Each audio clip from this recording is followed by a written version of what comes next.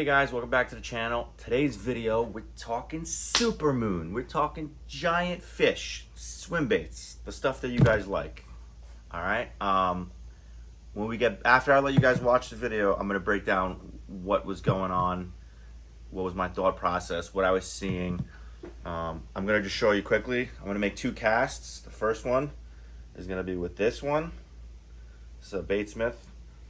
The fish showed zero interest in it.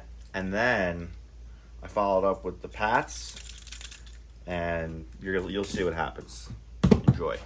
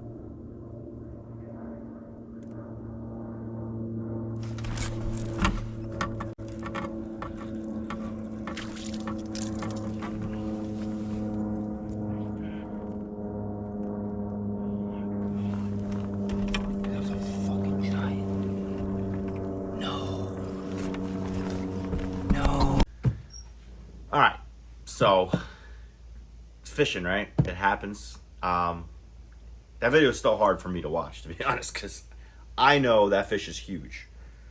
For my tip of the day, I'm going to try to do one of these every video.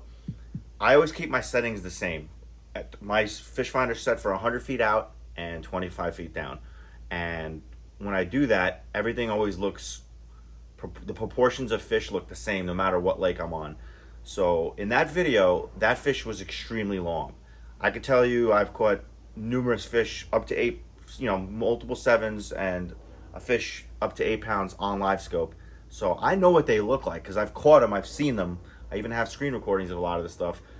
That fish was probably one of the longest, if not longest, fish that I got to eat one of my baits. I'm gonna say that fish is probably 24 inches or pretty damn close to it.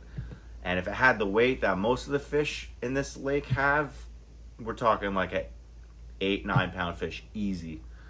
Fortunately, I don't know, she just came up underneath the bait. The first time you saw her, she missed it. And it's pretty cool, right? The way she was eating. She went back down, came up again, and she hit it that time. That's why I swung. I didn't do anything wrong. I didn't swing early. She just, I don't know, maybe she just hit the tail and missed the hooks. Just how it goes sometimes. I probably dwelled on that bite for a good week or two because I waited all year for that bite and it happened.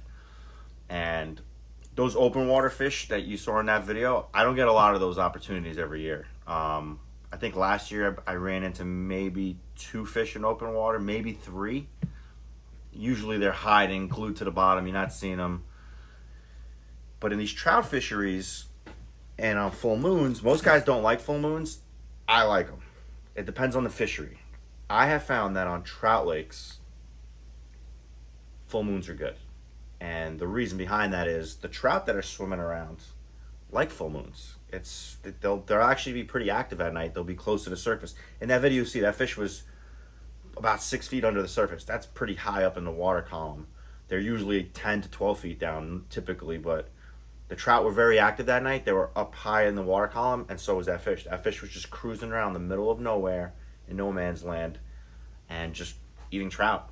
So you got to put your time in certain bodies of water. You're going to find which lakes are good with full moons, which, typically most lakes are better with new moons. But certain lakes, especially trout lakes, I found full moon cycles, that's where you go. Or certain bait fish lakes. It really depends. You got to kind of figure that out on your own.